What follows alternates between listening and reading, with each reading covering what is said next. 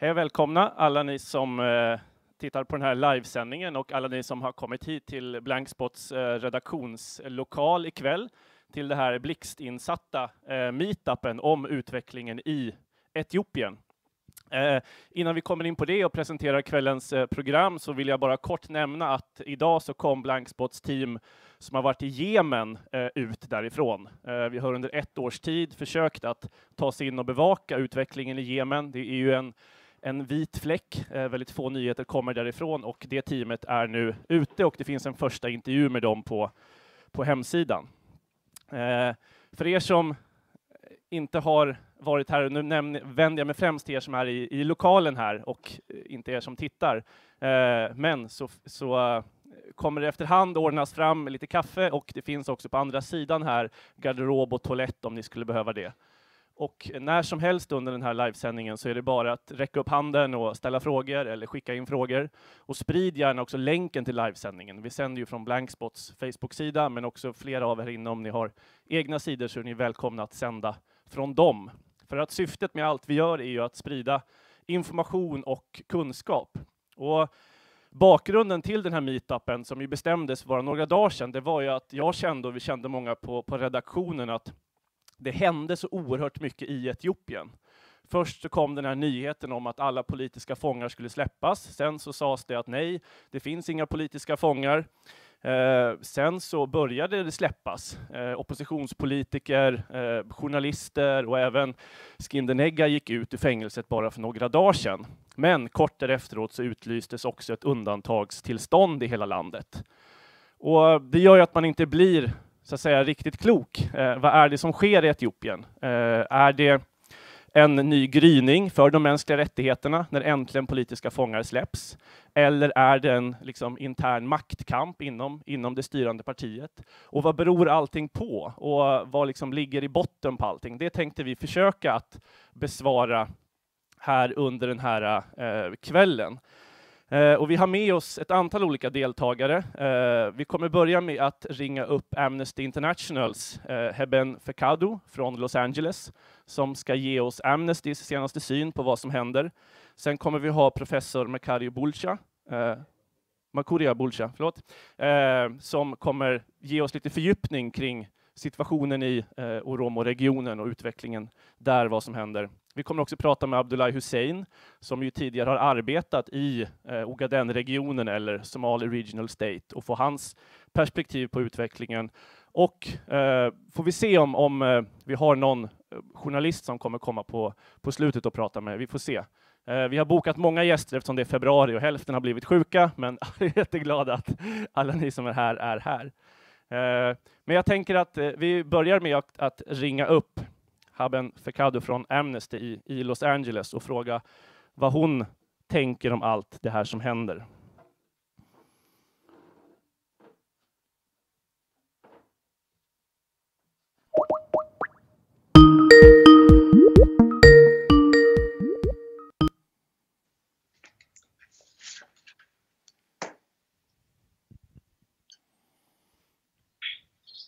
Hi.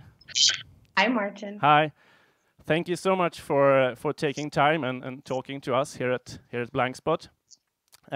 This is live streamed on our Facebook page, and also we have around, I think it's almost a record in number of people here at our office at Blankspot following it physically. I mean, your organization has been campaigning for Skindernegga and for all imprisoned journalists for many years, and just last week, Skindernegga walked out of prison as a free man. I just wonder, what were your first thoughts when that news reached you? Oh, well, I mean, like you said, we've been campaigning on Iskander, our sections and structures around the world, including our Amnesty section in Sweden. We've been campaigning on him, since he got arrested, and we were thrilled. I mean, it's always great when a person or an individual in particular an individual that you've been campaigning for is released. So we were happy. We probably got a bit too excited. We put something out, and it turns out he was asked to sign a piece of paper stating that he was working with a terrorist organization, Blankspots in Ethiopia. And he refused, and he was released a few days later. But I think the fact that he wasn't unconditionally released really tells you where the Ethiopian government was coming from, or at least gives you an idea that they weren't quite ready to admit that he had been arrested unfairly and detained unfairly. I mean, I think he's been in prison for about six times in the past 20, 25 years. So I hope he doesn't go back. But yes, we are very, very happy that he's out. I mean, you described it, Amnesty, in a statement also as a new dawn on the Ethiopian government's handling of political dissent, a dawn of tolerance and respect for human rights. What signs do you see that this is a new dawn and not only the release of a jailed journalist? So we said we hope it's a new dawn. I mean, I think, you know, so he wasn't the only prisoner of conscience released. We're also campaigning for Gerba, an opposition figure who was arrested and released, and Andualam Arage, who was arrested with Iskander and the Zone Niners and many. And I think all of the releases do show that something is happening. There's a change happening in Ethiopia. Whether it's what we want and it's going to be everything we want, we don't know. But we do hope that this is the beginning of something bigger, and it's, you know, the first step of many that the Ethiopian government needed to take in order to kind of rectify what was happening and what is currently happening in Ethiopia. So, and what are the other steps? I mean, what, according to you, must the Ethiopian government do now? What comes ahead? There are so many. So in terms of draconian legislation, there's the anti-terrorism proclamation, which many prisoners have been jailed under. It's vague, it's broad, and it's being used to stifle dissent. Before the state of emergency has happened, it's been around since 2009, and it has a lot of procedural issues with it that violate typical international human rights norms, like access to lawyer and pretrial detention issues, etc. Then there's a CSO proclamation, the Charities and Societies proclamation, which makes it very difficult for an independent human rights organization or charity to operate in Ethiopia, because it basically says that you can't receive foreign money, or you can't receive large amounts of foreign money. So there's draconian legislation. There are still prisoners who refuse to sign documents, who haven't been released yet, of the 700 or so number that was stated last week. The state of emergency, we can go into that later. That is currently the issue at hand that Amnesty is working on. There's so many things. We can go into other stuff, but I think those are the core issues that we're dealing with now. I mean, you mentioned the state of emergency. We recently had a state of emergency period, and looking at that, what effects on free speech and other issues does this state of emergency proclamation have? What dangers do you see? So I think the actual text and the details of this state of emergency have yet to be released, or if they've been released, I haven't gotten a chance to see them yet. But the last state of emergency was, I think it was aimed at limiting speech.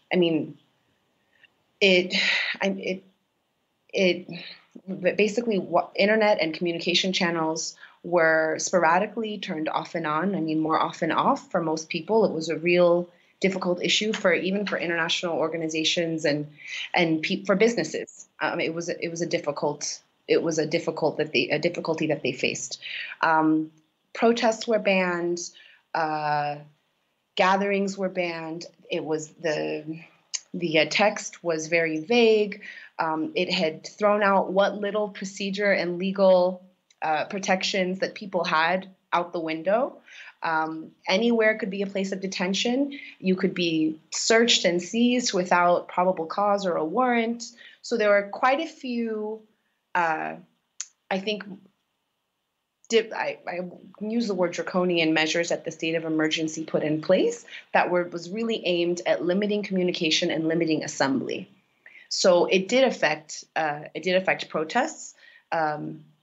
Government officials had a lot more discretion in stifling the protests and dissent. Because if you remember at the last state of emergency, it was done after a particularly sad incident where many Oromos had gathered for a Thanksgiving holiday, and there was a stampede that killed quite a few people. And that part of it had to do with the fact that they were expressing, they were protesting, and it turned into a peaceful gathering and a peaceful protest around Oromo issues. So yes, I do think that the state of emergency will have a large effect on freedom of speech again, if it's going to follow what happened last year. I mean, as a citizen living in Sweden now, what role can our government play, and what can we do at this point to push for a democratic development?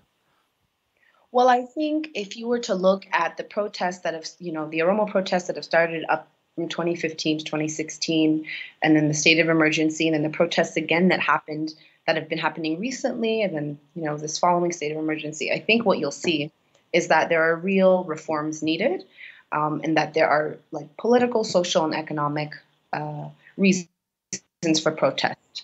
In 2015, it was the Addis Ababa master plan that was, spread into Oromia without proper consultation. When you're violating people's economic rights, I think they're going to get angry. So what most governments do is they look at Ethiopia as the stable country in the Horn in the face of South Sudan, Eritrea, Somalia, and they take a very short-term approach. And they say, okay, well, this country, this government is really it's helping us in so many other areas, and we'll overlook some of these concerns.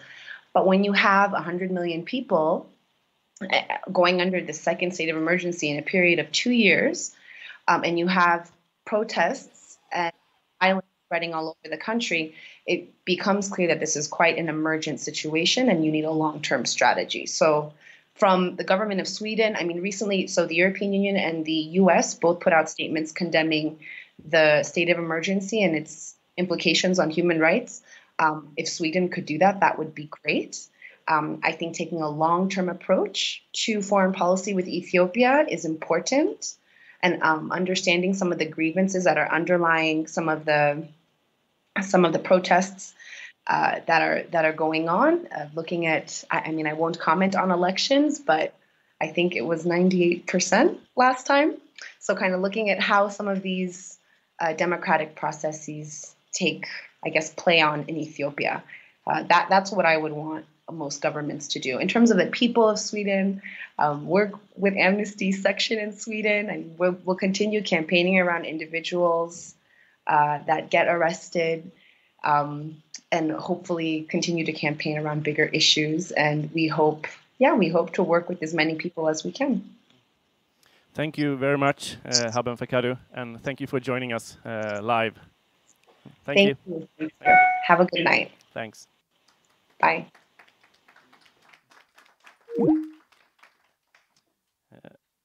Då ska vi...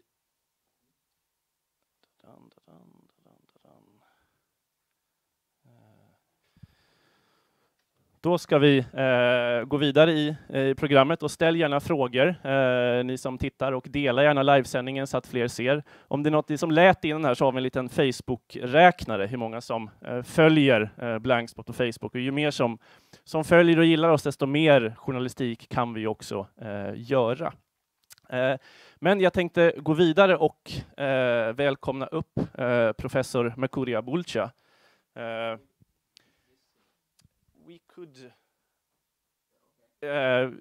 Du har ett antal bilder som du vill visa. Ska vi? Ja, vi kan börja prata. Så ja. Har vi ljud på?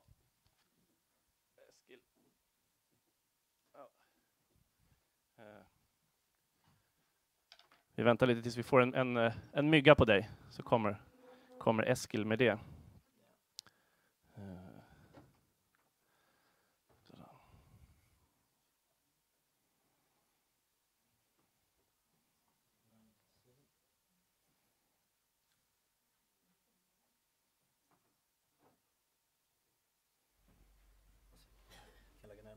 Mhm. Okay.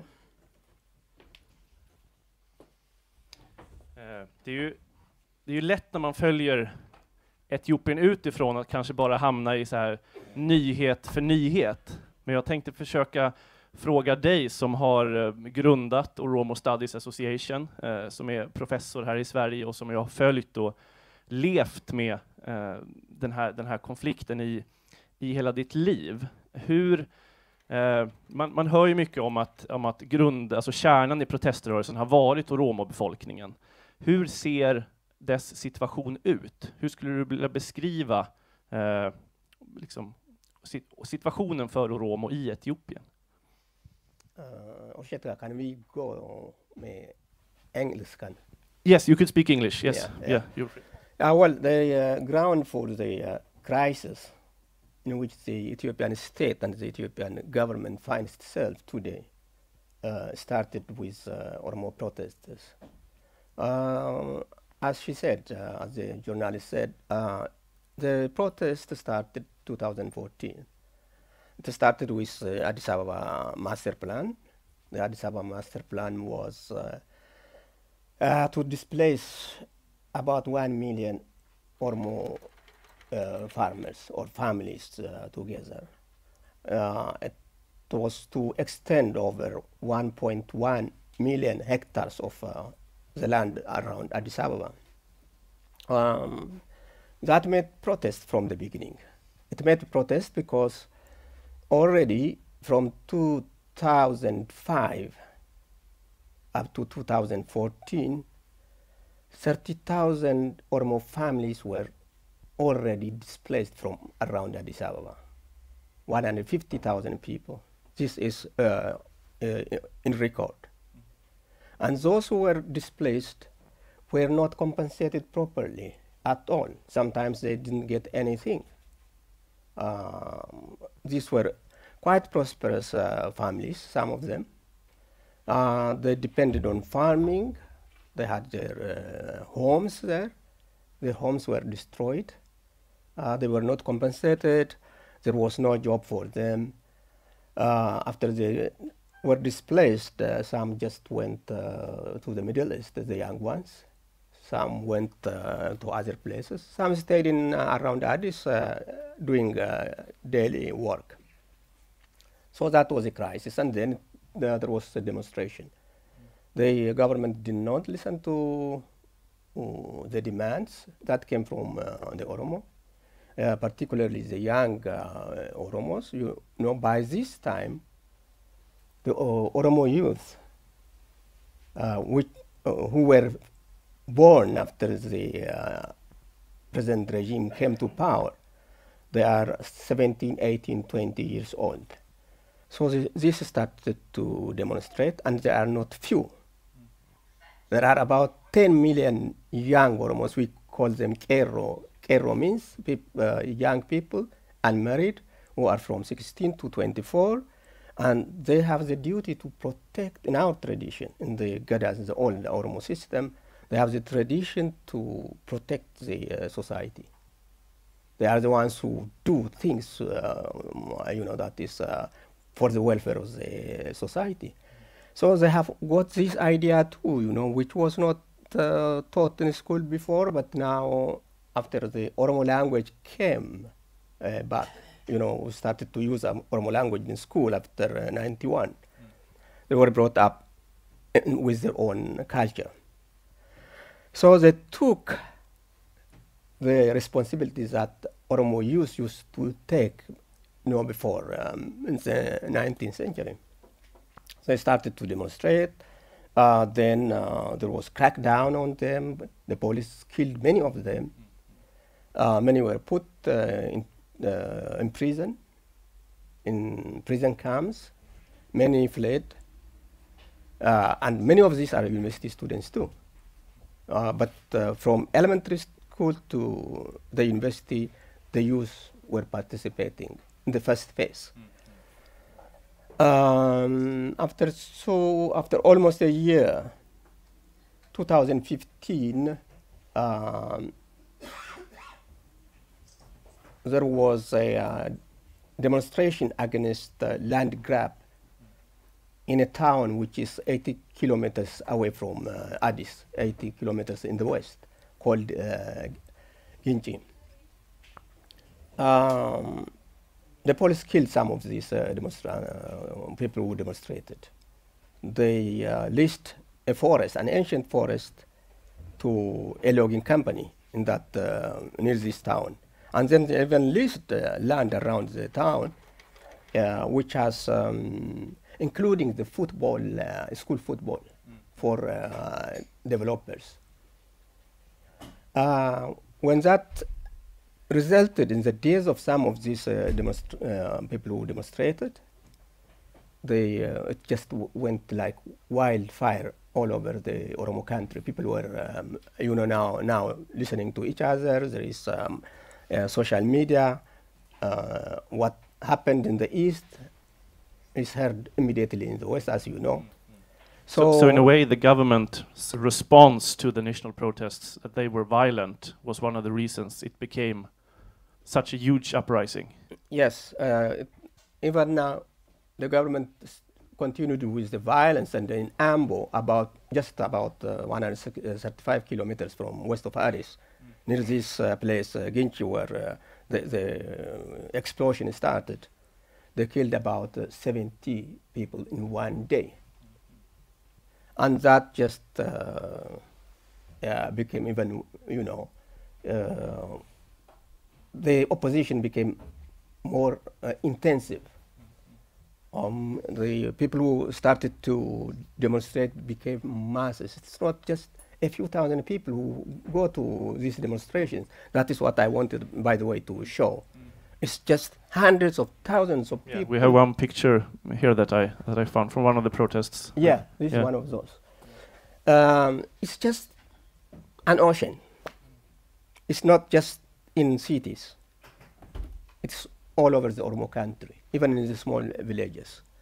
So the government could not control it. It killed, but at this point, the Oromo youth have just refused to be afraid. They are not afraid of death. That is a situation which became very difficult for the government to control, but they thought they will control it still with more, bullets. They killed more and more, and while this was going on,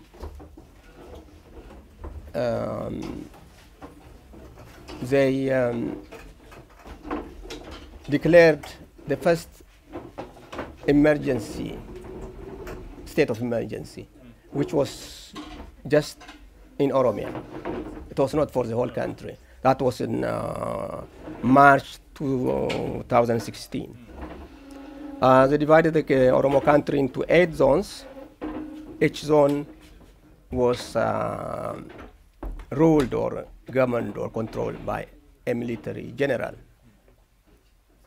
They continued with the crackdown, with the killing, with the imprisonment of these young people. By now, even the farmers have joined. By now, the old people have also joined.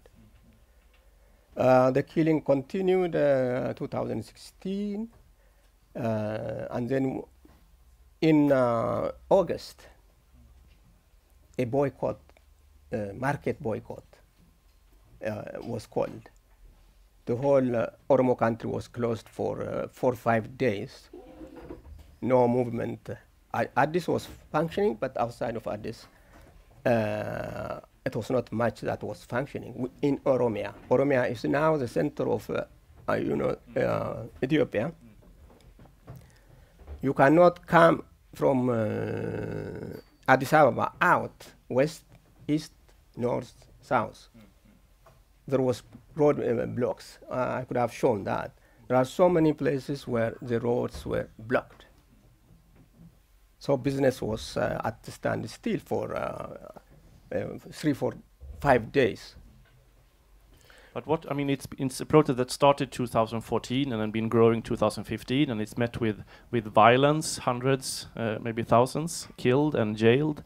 What is what is the core demands now? If it started to protest the Addis Ababa master plan, what is the core demand now among this growing movement? Yeah, well, it added on its way. You know, the Oromo question is an old one. I don't want to go into that. It is historical. But all of that is in the package. Like, there are so many violations of human rights in that package. So you've been denied, because I think many people watching are new to the issues and new to Ethiopia also. So maybe we can go into it but a little bit. But traditionally, the Oromo population, you have been denied your own language, and you have been marginalized and suppressed for a long time. Maybe you could just give someone referred to the Oromo population as the Kurds of Africa. Would you say that is a correct? Yeah, well, they are the Kurds of Africa in the sense that the Oromo are in Kenya. In Kenya, they have more rights. Some are even in Somalia.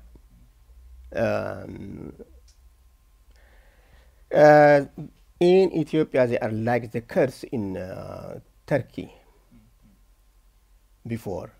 In Turkey, the Kurds do not speak the language. Now it's a little bit better. The Oromo did not have any right before to use their language before 1991. After 1991, the language was allowed because the Oromo Liberation Front was fighting for that with the TPLF, the Tigray Liberation Front, with the Eritrea Liberation Front. So when 1991, the transitional government was formed, the OLF was party to that, organizing that transitional government. But it did not take the TPLF long time to reverse that. They were stronger. They were more organized. They had an army which was bigger. And they had the assistance from the West. They were supported by the Americans. They were supported even by Sweden, the European Union. So they were stronger by all means. So the Oromo were pushed out of government and then went back to struggle. But then we have the OPDO, the Oromo People's Democratic Organization, which is working with the TPLF, which was organized by the TPLF. These were former captives from the Derg War, who were fighting against the Tigrayans themselves in Eritrea too. These were organized by the TPLF in the field, and they came with them, and they became now the representatives of the Oromo population, according to the EPDRF government.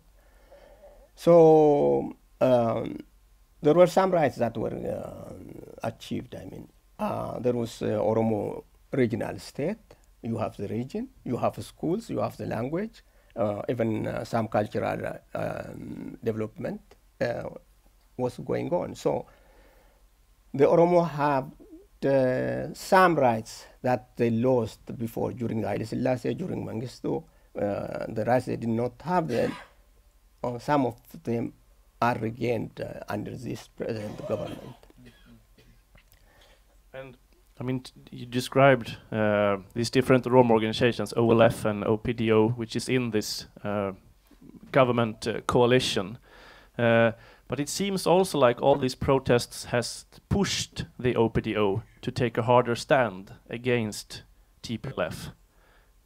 Would you say that is true? For example, there are, I don't know if it's been verified, but that the OPDO were against the state of emergency, for example. Do you see that taking place? To start with, the Oromo movement, the Oromo youth, pushed the OPDO to come nearer to the people, to detach itself a little bit from the EPDRF, from the TPLF, because EPDRF is also OPDO. It is part of this government. It is, we don't know if it is really in opposition with the TPLF. The TPLF is a ruling party de facto. So we don't know whether it is just doing some, it is a strategy to cool down the Oromo, so that the EPDRF, which means the TPLF, will can come back, or whether really the OPDO has the stamina, the power to go forward and say, no, now it is enough, we are going to side with our people. They are playing the game now. We don't know which way they are going to go. But what has been the result? Because many, famous Oromo politicians in jail have been released. What effect has that had on the protest movement? That Marara Gudina, Bakale Garba, and then we have thousands. They said they released 6,000 Oromos, just recently. And before they were saying that there is no single political prisoner in Ethiopia. 6,000. And Bakale Garba and others say these people who came out are now just the tip of an iceberg.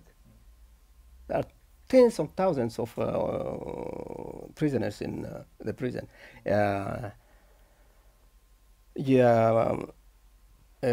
One of these journals said, one of those journals who came out, Ethiopia is a huge prison, the whole country. So the people are imprisoned there.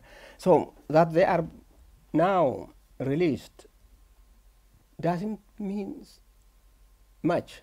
People are happy that they are released. But this is not going to solve the problem. The question which the Oromo people are asking is not answered. These questions are many. The political situation in Ethiopia is very complicated. She said, the question is complicated. People think that, it is just a matter of, settling a few problems here and there. It is not. It is very deep.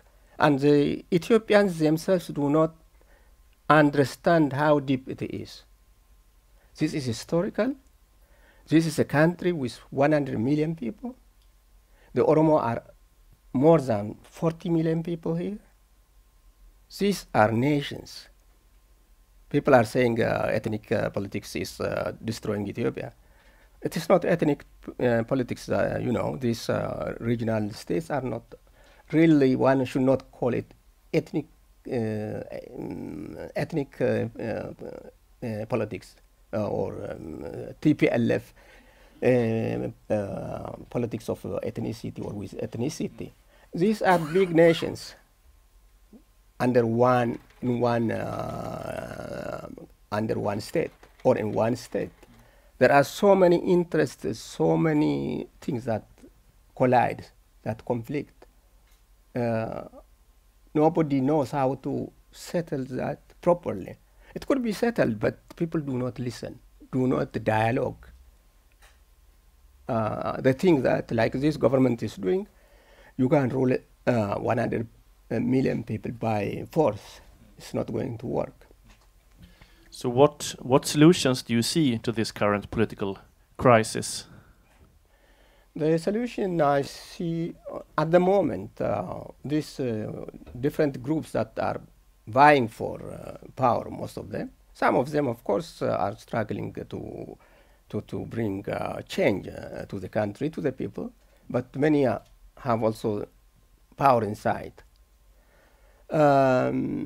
I don't think they have the capacity to sit down and discuss properly the issue, the problem, the core problem of the country. That is what they have to do if they have to solve that. They say the government has to be part of the solution. I don't think so. The Oromo people say, and that is what they have been saying these 3 years, this government has to go. They are asking that the military in Oromia should be removed from there because they have killed. You see, within this 3 years, from 2014 to 17, according to human rights groups, 4,000 almost were killed by the Agazi, by the federal police, by the military. These are people who were demonstrating peacefully. They are not armed people who were killed, these 4,000 people. So the people are fed up. They don't see any positive thing from the present government. They don't see them as a solution. They have to go. And that change has to come, but the rest have to really discuss the issue and come to some sort of, what do we do first? And then, maybe some transition is formed, transitional government, transitional whatever. And then that transition thread should be used. What do we do for the future? Are we going to live together as different, people have their own states now. It functions, by the way. It functions in the sense that the people in Amara administer themselves. Of course, the TPLF is intervening and it is, creating problems here and there all the time. The Oromo people also not rule themselves, but administer themselves. Today it is a Kero, these young people who control Oromia. They are the ones who are everywhere. The TPLF is not ruling, but they have the military all over the place. Otherwise, they are not doing the daily routine. People are administering them. They administer themselves. So I don't know the South. The South is a collection of many groups. The Sidama do administrate themselves. I don't know about the Gambella. They do more or less the same. In the Ogaden area, we have problems, which I think we are going to hear. If they just keep the structures there, the structure is,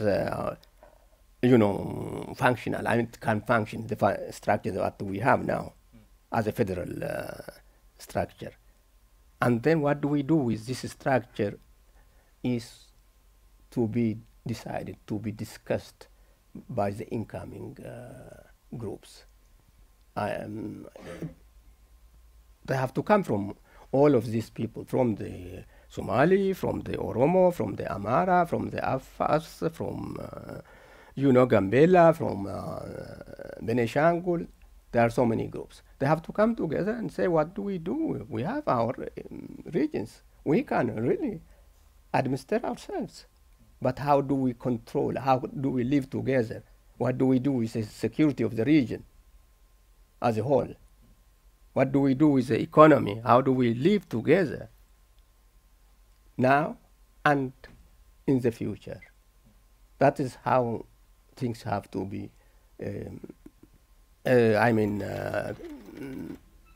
discussed. How this is how it should be approached. It's not by bringing some group and then forcing themselves or force them on the people, and then they come with the military and try to do the same thing that this present government is doing. Thank you so much, Professor Mercuria. We will stop there for now, and then we will continue with the discussion. Time, yeah. You have some pictures that you want to show. I think we will prepare them and show them after. Yeah, we will prepare them after.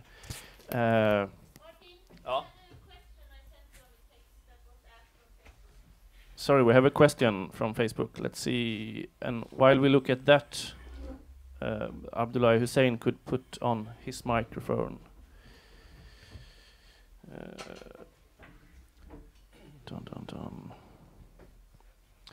Yeah, we have some questions from viewers watching on Facebook, and the first one is how much support do you think the Opto have in Oromia? I lived in Ambo for nearly 5 years, and I felt that the Opto had little support. Am I right? And I would also like to know if student prisoners have been released. Can you ask the first question? How much support do you think the OPDO have in Oromia? And the person who's writing the questions, he lived in Ambo for many years, and he also wants to know if their student prisoners have been released. Well, the support is difficult to say exactly. You know, the OPDO did not have any support in the beginning for a long time, for 25 years, or for 26 years. But recently, because of the president of Oromia, Lamma Magarsa, is opposing, in a way, the TPLF and saying things that the OLF, the Oromo Liberation Front, was saying. There are some people who think he can bring about change. Looks like people are supporting him and supporting the OPDO because of this. Not really supporting the OPDO, but anybody who says or who opposes the TPLF is supported. It is just for the time being. As long as they oppose the TPLF, they will. Some people will support the OPDO, but people say OPDO is not a solution. OPDO is part of this government. OPDO has been part of, you know, the government that has been killing the people, the Oromos, imprisoning them, putting them in prison. So OPDO is not a solution. That does not mean that there are no people in the OPDO that are, you know, have feeling for the Oromo people, who are nationalists. There are many, but not the top ones. Yeah. So there is support to individuals, but not as for the organization, for the OPDO as an organization. Thank you, and I hope that was an answer for you that asked the questions. There are so many people here, and we had about 20 people registered to come. I think now we are about 100. So I think we will do like this. We will take like just a 5-minute break for everyone to get some fresh air. And then also you can ask questions and prepare questions. You can write them in the comments to the Facebook feed or hand them to me, questions that will be raised earlier. Then we will look at also the pictures that you want to show. Yeah, one so we will start again in 5 minutes. First, yes, short. Yeah, look, what happened now is there are so many prisoners that came out. Not only Oromo, but fortunately from every part of the country. People have struggled for that, but the Oromo youth have brought, you know, this change.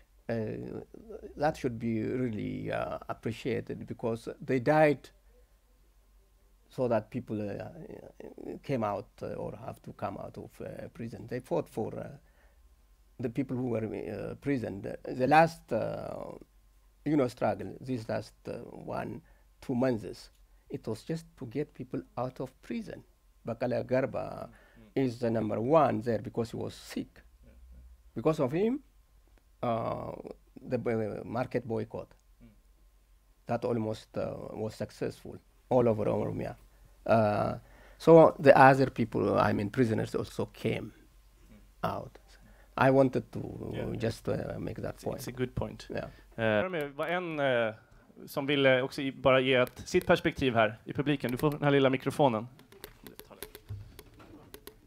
Innan vi går vidare på Abdullahi Hussein. Can I continue? Ja, precis. Gärna på svenska om du vill. Engelska, okej. Okay. English is okay. Yeah. Thank you. First of all, I want to thank the one who prepared this forum. And next to say this, I want to say something about the total Ethiopians. I think Professor is talking about the Oromians.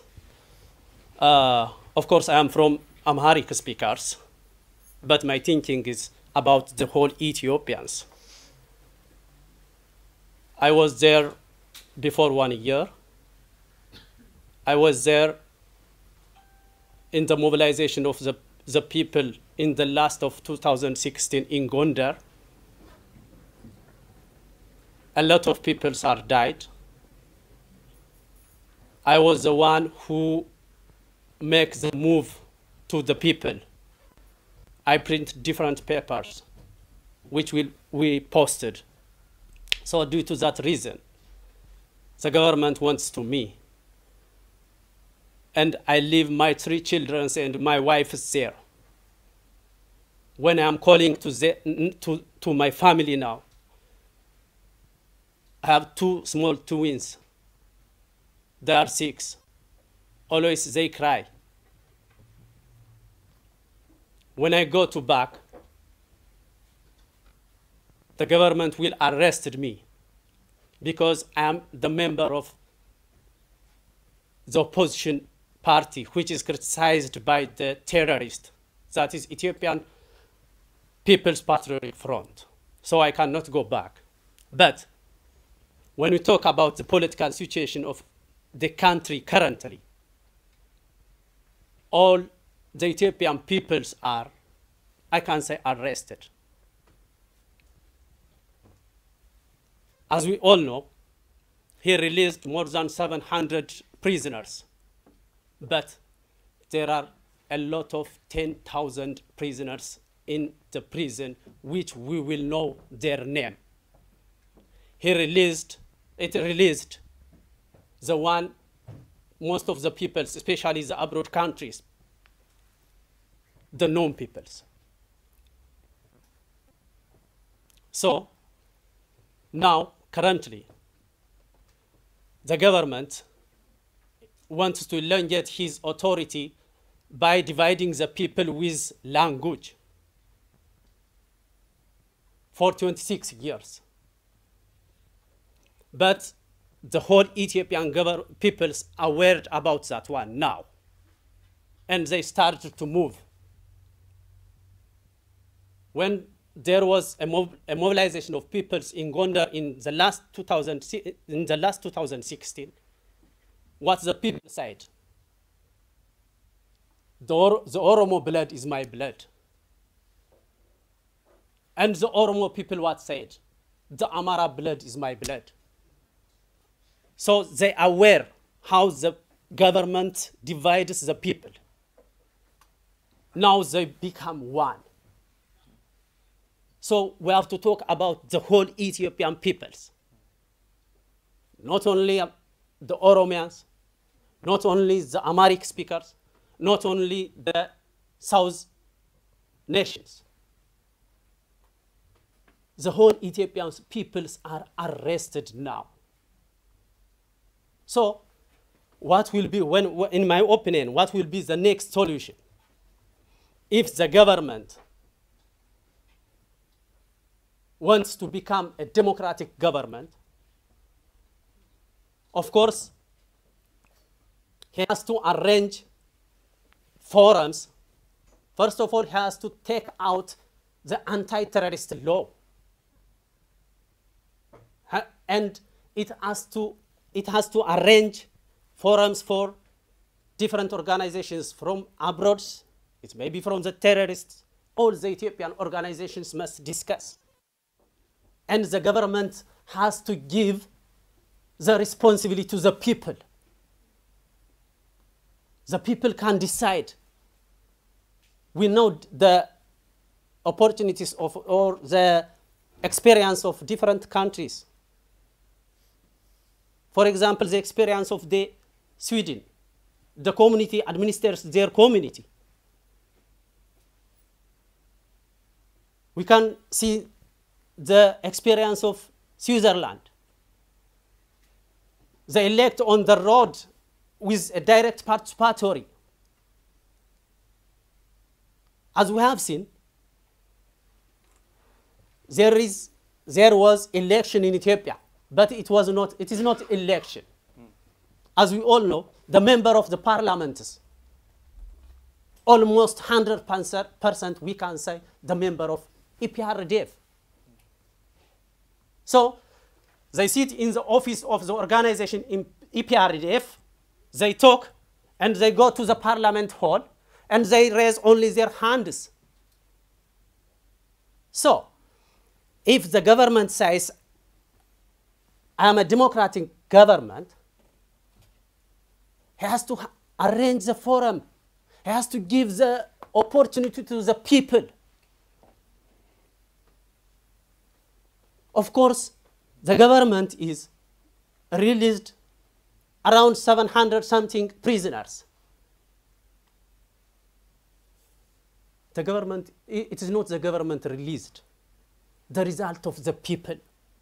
The result of the blood of the dead people. The result of the movement of Yos, Oromias, Amaharas. Damub.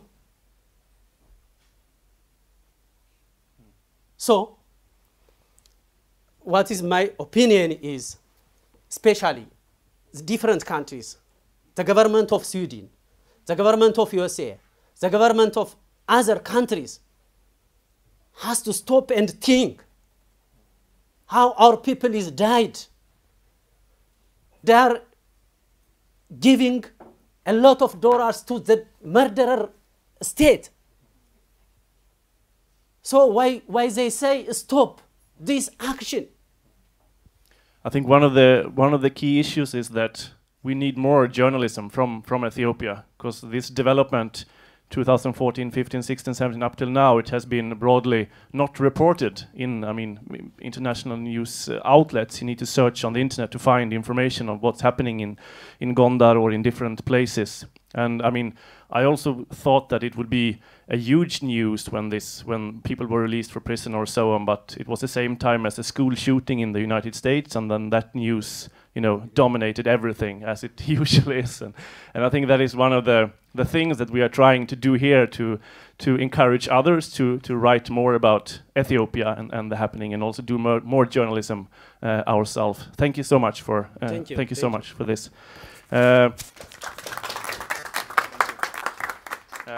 We will take some more questions in a while. I'm just thinking to also, because one of the blank spots also in Ethiopia has been what is happening in the Ogaden region. There is no news from that region.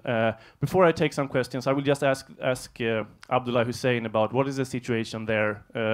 Has any prisoners been released from the prisons there, etc. We will check that, and then we will continue the discussion altogether.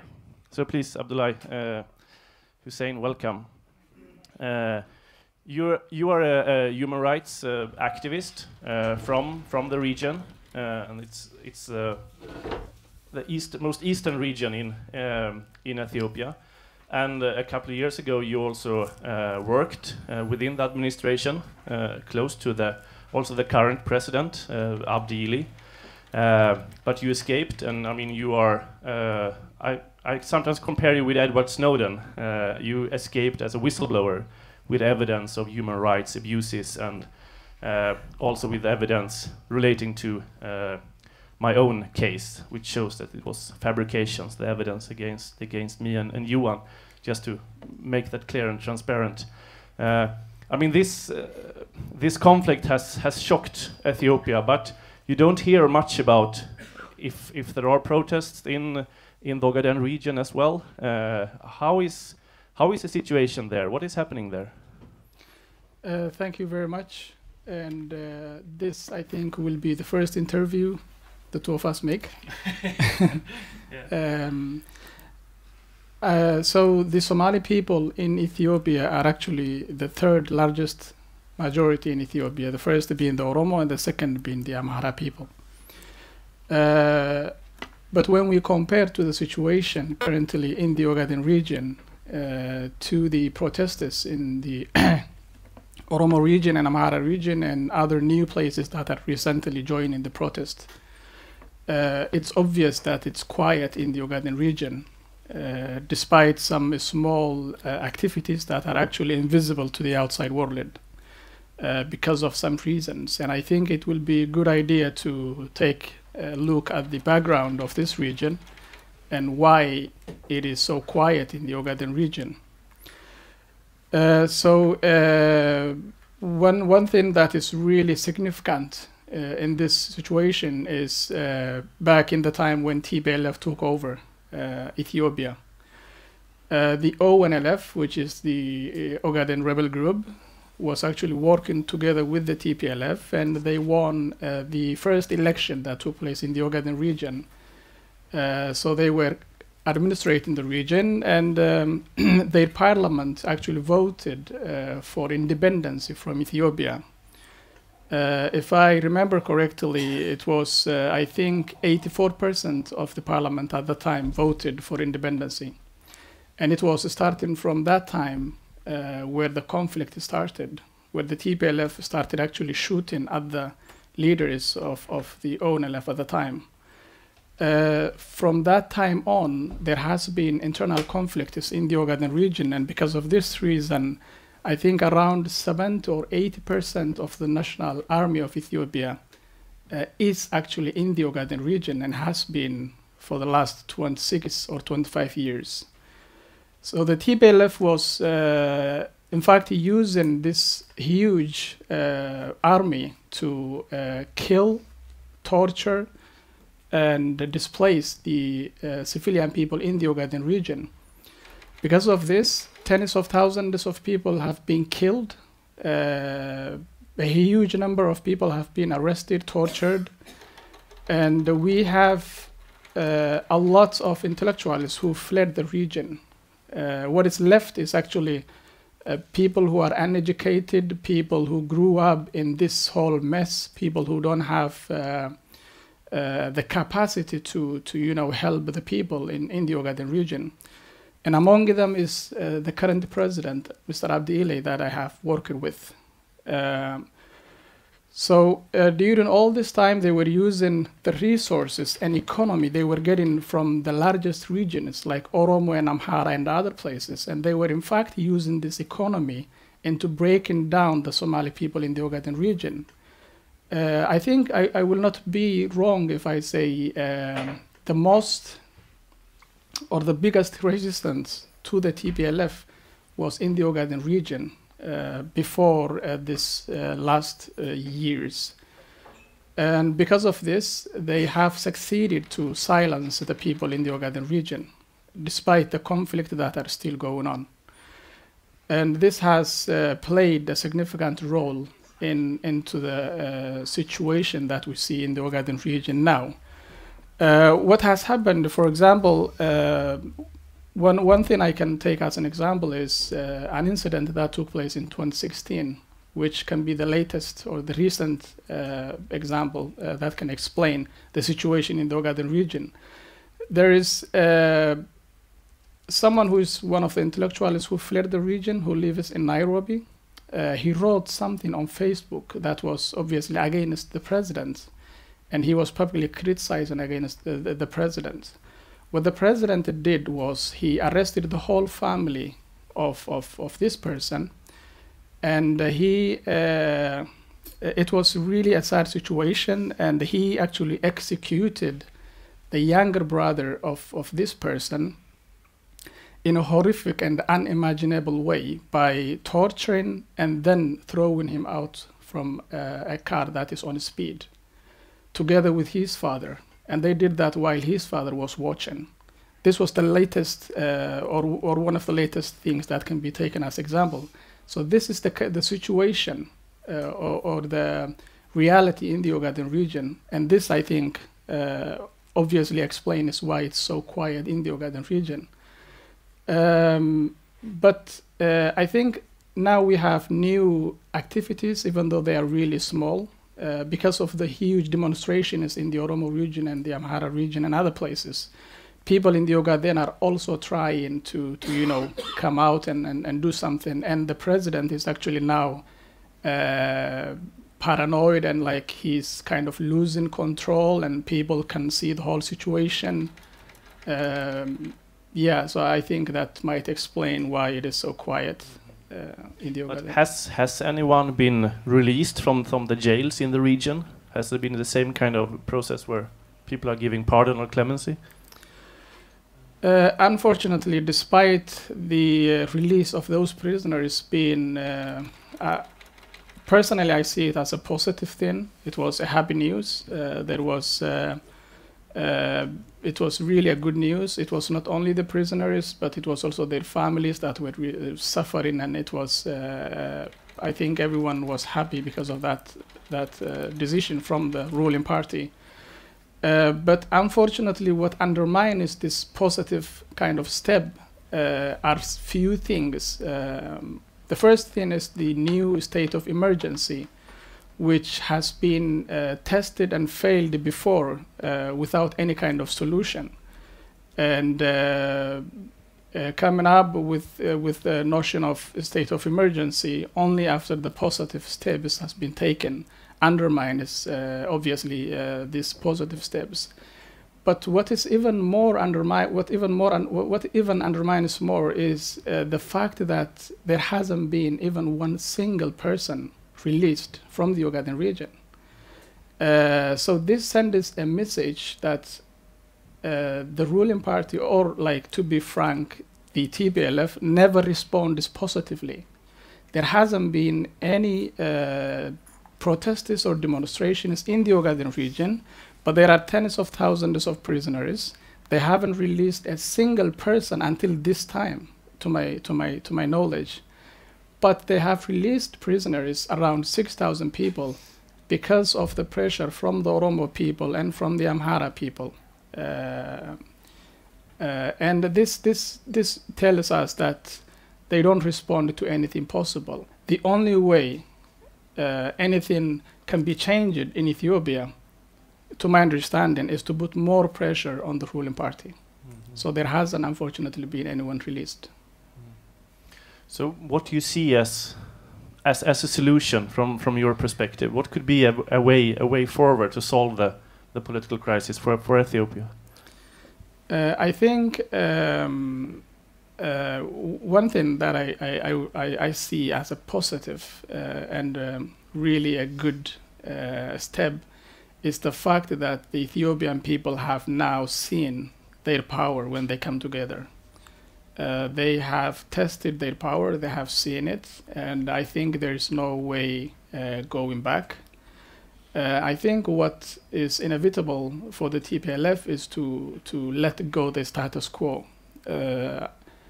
Apparently now they are trying to maintain the status quo, but I think they need to let it go, and they need to open up, and they need to make changes.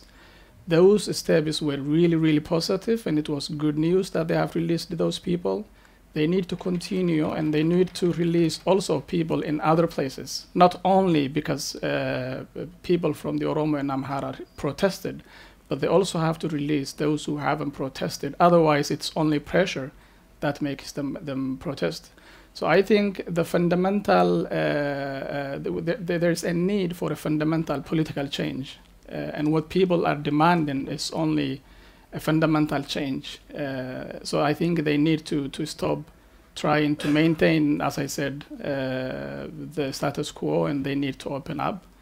And I think we have seen the state of emergency before, and there was no solution because of that. And I think this will only make more chaos and bring more instability. Thank you very much. Does anyone watching the live stream or here have any question or comments? Please raise your hand. Yes, in the back. Do we still have the small flying mic? Yeah, you could send that one back. Just a short question. What can you say about the current negotiation between TPLF and ONLF in Kenya? Do you know something about that? I can readdress it in the mic. Yeah, there has been news on peace talks in the region between the ONLF and the central government. Is that a sign of anything? This is this is not the first time the TPLF tried to have negotiations with the ONLF.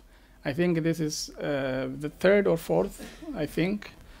And what makes it different from the previous ones is the situation in Ethiopia at the moment.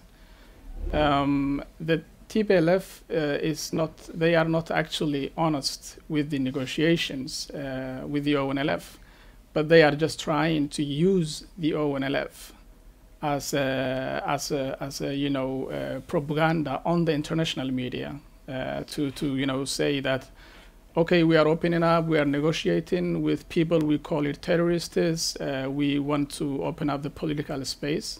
But I don't see anything further than that. What has happened is they were on the table with the ONLF in Nairobi when they were releasing around 6,000 people, and they haven't even released one political prisoner from the ONLF, when in fact the ONLF was the only political party in Ethiopia that agreed to negotiate with them.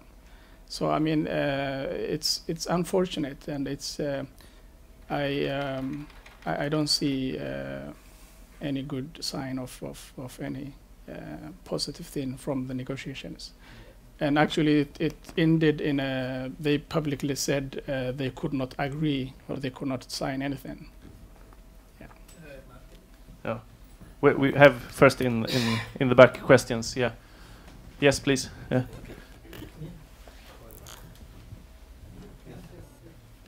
I think. Yeah, please, yeah. Thank you.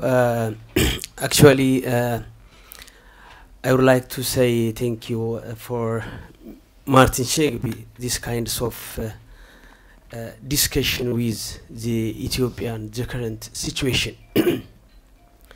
What is my question is about this current issue, especially Professor Mokria. The current issue, all over the Ethiopians, as my friend said, we are in the arrested actually. But what kinds of mechanism to avoid this dictator government?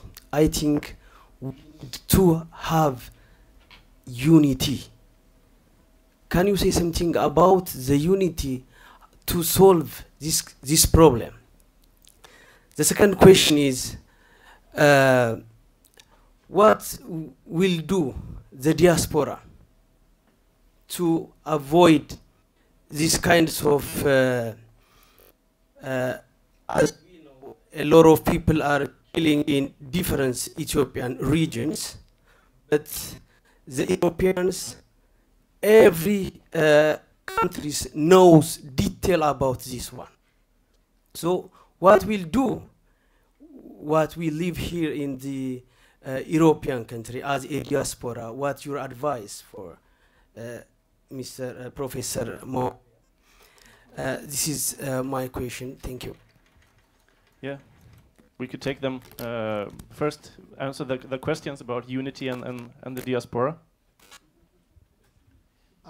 Well, yeah, about the diaspora. The diaspora part of the population from Ethiopia is the most difficult one. The older generation, people like me, we came from, a different situation. We know as the old Ethiopia. We know how it looked like, and the old Ethiopia is a source of the present problem. What the young generation has to understand is the conflict that exists in that country is not just from today. It is roots in history. And if we have to understand each other, if we have to cooperate for now and in the future, we have to really try to understand the historical part of the problem, what history has done, what history has contributed to this problem. When we understand that, the Amharic youth are going to understand why the Oromos are asking for liberation, independent state, why the Somalis are fighting like they do to separate from Ethiopia. There are different issues in different parts of the country, or population groups have different demands. So if we understand each other And then we can come together and sit down and say, okay, I understand you. It's just by understanding each other that we can come to some solution. Otherwise, you know, if we don't know why the Somalis are fighting, what is their problem, what is their demand, we are not going to really come closer to them. So what I mean here is, what I'm talking about is, even in the diaspora, we have to start to learn about each other, about the issues that different groups in that country raise. We have to know our history properly. There is this history of 3,000 years. That doesn't cover the whole country. Some people think that that's almost, you know, what is repeated and repeated and repeated. If you read these articles, these commentaries that are published in the many websites, that doesn't say much about our problem today. It is not the history of the whole Ethiopian population. So let us understand history and then understand what each group or each people, every people are saying. I want to ask you a question. Can I, or shall I come? Come later. Yeah. Okay. Yeah. Let's have one more question, and then we will take your last comment. Yeah, in the back. Thank you. First of all, I'd like to thank, as usual, I know you on social media, and then the first time I came to Sweden, I met with my lawyer at immigration, and then he was unable to understand me when I tell him about Oromo. And then after a few days, he read the book about you, what happened to you in Ethiopia, and then we met again. Oh, now I understood you. I read what happened to our journalist in Ethiopia. And then I said, oh, thank God that Martin was jailed there. Because pleasure is mine. Yeah, sorry to say so, but you let people to understand some of the situations. And probably I believe that the destiny that you ended in jail in Ethiopia has turned your path, because you has become now the voice to many people who are voiceless still. So I thank some of your staffs or colleagues with you too. Next, what I want to suggest is Oromo. I wanted to just say a few things about Oromo in Ethiopia. To talk about Oromo, I better talk about myself. I was born from the Oromo parents. When I was in high school, I started to question some of the histories in the back. All the histories I heard from my parents about Ethiopia and the situation of the Oromo was completely horrible. And then immediately I started to question myself. And then in high school, immediately the government started to burn a forest in Oromia just by using a helicopter. Yeah. We can change mic. You can use. Okay. Yeah. Okay. Please stand back. We share this.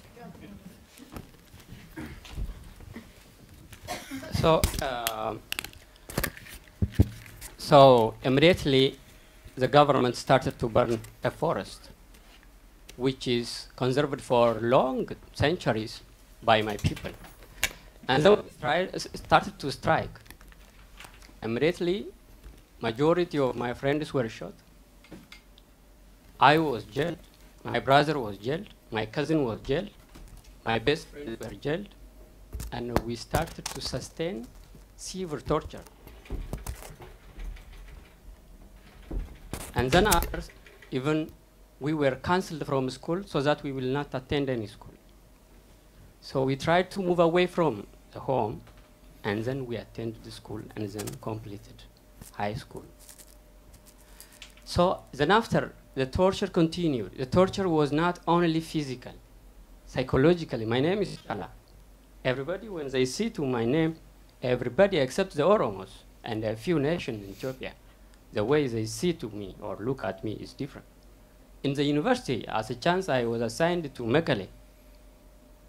There I stayed for, as a chance, I studied long course, so I studied there a long time. I sustained a lot of trauma. And then I came back home and started to serve my people with my profession. But the situation was totally impossible. So the situation for the Oromos, here we are the living witness. Some of them, thousands, died. They were shortcut. Still the Oromos are bleeding for centuries. So when we talk about the Oromo, but there is nobody who is supporting the Oromos. Especially when we see the 2 days crisis in Ethiopia.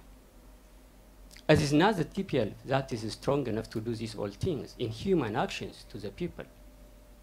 But there are a lot of forces behind, a lot of advice, a lot of economic support, a lot of military support. But no one is standing for these people.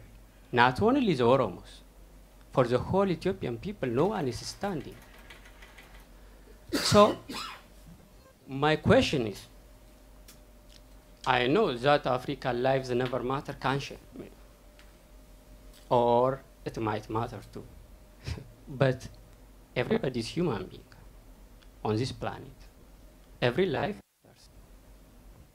So as a cost of somebody's a little benefit, probably something on the Eastern Africa, the whole people are suffering. They know nothing. They did no crime. Still what is going on is nobody is willing to bring a good solution, ending solution to that country. But, for example, in my mind, I was thinking about Martin, what happened to Martin. Probably when the Oromo cases or Ethiopian cases comes to my mind, Felix Horn and Martin, they are the two guys who always tries to put something on the media. Even the internal displacement right now happening in Ethiopia on the Oromo people, by instigating conflict between the Somali and the Oromos, by arming some of the Somali groups. The government reports 700,000 people are displaced. But it is a lie. There are people who have the real information. More than 1.6 million people have been displaced without any help. Mothers are delivering under the tree. Thousands are crazy. Children are without parents. They are gathered in a big hall and they sang. So all these things, even though this is happening, no one is there. No one utter a word about these people. Probably this is equivalent to Rohingya people. What happened? Are the Oromos not people? Are they not a human being? As was discussed those earlier, I think one of the problem it's not been covered in the media is the state of emergency in the region, which has been lasting for so long. I mean, journalists have been banned for traveling outside Addis Ababa, have been banned for visiting the cities, and that has had, I mean, a certain effect that news is not really coming out. But hopefully in the future, that is one of the things that together we can change to make sure there's more reports coming out from Oromia. You have to make it short. Yeah. Yes, no. So I will try to shorten, but the last message I want to give is probably still the situation in Ethiopia will have a solution only and only if the space is evacuated for the people so that the people will decide for themselves. Unless and otherwise, Ethiopia will never have a solution. Still what is going on is not creating this space, but modifying the present situation. Just modifying. That is just, it is a conspiracy being done on the people. Okay? So, still, what I recommend is, probably this is on air, so some of people's journalists who concerns about humanity might join you, and still they have to do a lot about the Ethiopian situation. Thank you all. Thank you. We can take, I think, maybe 2 or 3 more questions, and then some final words for everyone who I've interviewed, and then we will continue in social media the discussion. Okay, please, and then you in the middle. Thank Yes. you, Martin. I would like one question, short question. Yes. Mr. I don't know, I forget his name. Abdullahi. Abdullahi, as I know from your information, you lived in the Ridwa, also in Jijiga. And then you know the area very well. And you know the relationship between the Oromo people and the Somali people from your childhood. Can you tell us about the relationship between the Oromo people and the Somali people? Why asking this question, you know what happened now in Somali region, Ogaden, more than 600 or between 600 and 1 million Oromos deported from their area. Is it surely the problem from between the Oromo people and the Ogaden people? Can you what think about that? Thank you. Thank you. Yes. Shall I Yes, take it? please. Okay. Thank you very much. I think that's very important. So the Oromo people and the Somali people in Ethiopia share the longest border in Ethiopia. They share religion, they share culture, they share language. For instance, we have Oromo people who cannot speak Oromo language but Somali language in some places. We have Somali people who cannot speak Somali language but Oromo language in some places. And these people are intermarried. They have lived together for really long time, maybe since the beginning of time, I don't know. But what is important to understand is that from all these years of living together side by side, there never been this kind of conflict before. Of course, there has been small kind of conflicts here and there because of sometimes shortage of rain and need for grass for animals, and when people move around in different places for looking for water, then there was some not natural but some kind of small conflicts. But in the history of Oromo and Somali people, this is the first time this kind of conflict came about.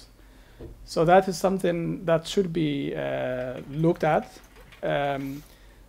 I actually shared information with the Oromia Media Network before the current conflict started, before the Liu police started shooting at Oromo people.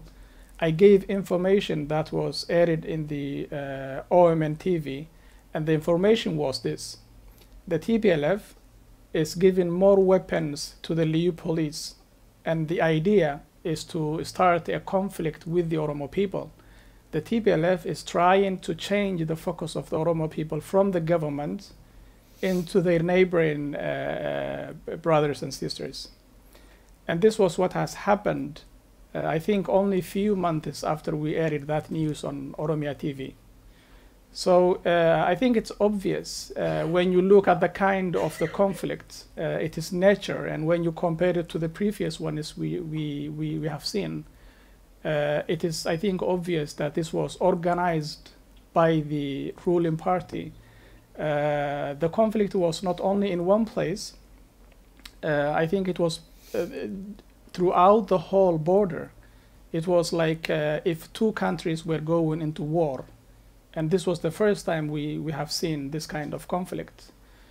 One thing that's also important to understand, that this was not a conflict in between the Oromo people and the Somali people, is the fact that the deportation of the Oromo people from Somali region is stopped in one day.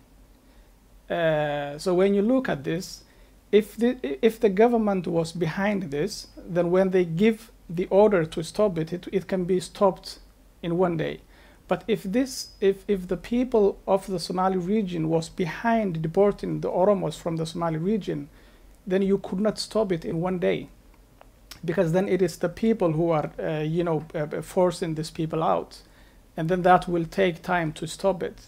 But if you have a situation that you can stop just like that, then it even makes it more obvious that this was someone was there who was given the order to kill people, and that same someone, after some time, decided to say like, okay, now is the time, let's just stop this. So I think it's really obvious that this conflict was not in fact from the Oromo people or from the Somali people, and the Liu police who have massacred, who have committed a lot of massacres and killed a lot of innocent children and women and men in the Oromo region, have actually killed more people in the Somali region than the Oromo. They have tortured a lot of people. They have committed a lot of continuous genocides in the Ogaden region, and they are actually a militia that was created by the TPLF after the 2007 attack in the oil company on the oil company in Oballe in the Ogaden region. After that time was when the TPLF decided to create militia from within the Ogaden region to keep the national army safe from crimes against humanity. And what this Liu police was doing all these years was only killing these people in the Ogaden region, and now they have been used on the Oromo people because the Oromo people have put pressure on the TPLF. So I think it's just obvious that this was not a conflict of the two people. I think we will have, yes, one more question in the middle. Just wait for the mic. Actually, I have a question for you, Martin. Yes. As we all know, first of all, thank you for arranging this kind of discussion. The mic. As we all know, you were jailed and prosecuted by the wrong accusation of the regime. Since you released from that horrible prison, you are working a lot of things concerning Ethiopia. My question is, Ethiopia currently at the crossroads. My question is, Ethiopia currently at the crossroads. What's your role as a journalist in informing the international community about the present situation in Ethiopia? Thank you. I will just be very, very short. No, I felt, and here at the office at Blankspot where we're working, we felt that there is so much happening. We need to meet other people and discuss what is happening. But one thought that I have from listening to all of the panelists and all of the questions is that, I mean, maybe we should send a team to Ethiopia. Of course, I cannot go myself because it would be straight to Kalite, and there is enough of prisoners there already. But others could go and do the work. I mean, that would be one. And the way we do it at Blankspot is that we crowdfund initiatives, like we have during the last year worked a lot sending teams to Afghanistan and now to Yemen, and we usually have a crowdfunding for that particular initiative. Because journalism, it costs money, especially if it's going to be good journalism. So that could be, I mean, one idea to make sure that more voices are heard, and also that we hear. We try to invite, I mean, many people tonight. Also try to hear what is the government standpoint. How do they defend themselves against the accusations that have come up here as well? Because that is also what journalism is about, to let everyone give their best arguments. And I mean, the difference between journalism and activism. But it's for sure, when I see all the developments in Ethiopia and I feel that, oh, I should go there, and then the next second you say, no, I tried that once. I'm not going to go again. But no, of course it's painful to see the current situation, and it's painful also to see that there are so little reporting from on the ground. I think we will try to sum up, and both of you could have kind of a last comment, and then I will say something else, and then we are finished. So please. Well, I was thinking of asking Abdullahi a question, but he answered already. The question is about this eviction of Oromo from the Somali state, and as well as the conflict that is on the border that has displaced almost 1 million Oromos. The situation, as you said, and Jala, I think, said, it was created by the government. The journalists are saying ethnic conflict. That is not an ethnic conflict. It's a government that has armed the Liu police and sent to fight the Oromos. The Oromos were displaced from the Somali state by Liu police. So this is not a conflict between people. There is no conflict, ethnic conflict in Ethiopia, by the way.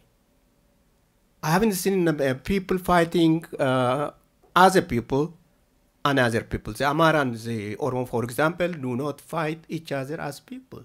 So I'm addressing myself to Martin.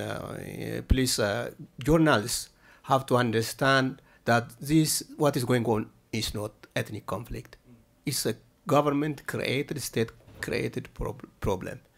Number two is that so many people are displaced now from their homes, but the international community is not told by the state itself. They have not gone out and asked for 1 million people. Over 1 million people are displaced, and they have not asked for help. 1 million. The Oromo have been trying to help themselves. They have raised a lot of money for the poor people at home, over 1 billion birr, I guess I estimated, but that is nothing for 1 million people that are displaced. Internationally, the Oromo diaspora has also contributed hundreds of thousands of dollars. That is nothing. So what the journalists have to help with is to try to find out what's happening with this 1 million people that are displaced. That is a big concern. It's really a big concern. People are dying. Women, as Dr. Chala said, are giving birth under trees. Children are without parents. The United Nations, I think, Children's Fund has gone there and has come out with a horrible report recently. People have to look at that. So please, that is, to your attention to the journalists to really help as much as they can. Do you want to say something that you haven't? Not really much. I think this is about time when the Ethiopian people should bring the best in them out. I think Ethiopia will never be the same again. One thing that's really positive from all this situation in Ethiopia is the fact that, can you hear me? Yeah. Is the fact that I see two positive things in the situation in Ethiopia overall. The first one being people have seen their power. And this is not only about the current ruling party, but this also sets an example for the next government as well. And that's really positive, and we should continue the pressure on the current ruling party, but we also have to put pressure on the opposition political parties. We have to pressure them into coming together and trying to come up with a solution, because if we remove the current regime, and if we have different political opposition groups that are not working together, I think we might go into a disaster.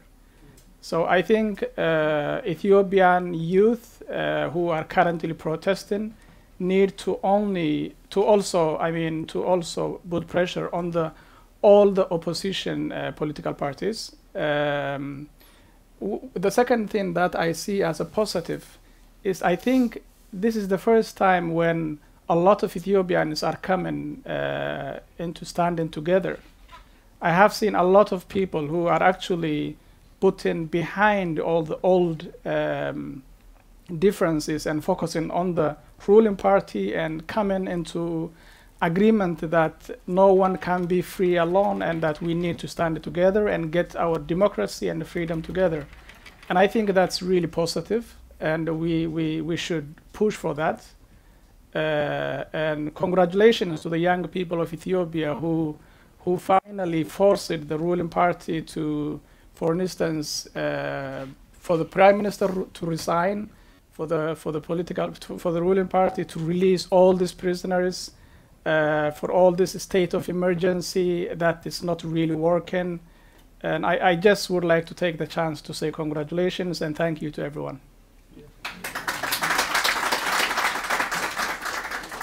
Thank you so much. Thank you everyone who joined us here at the Blankspots office in Stockholm, and thank you all who are watching from all around the world. And I really will listen to the demand for more journalism from Ethiopia, and we will try to put boots on the ground as soon as possible, and to keep on reporting. So thank you all so much.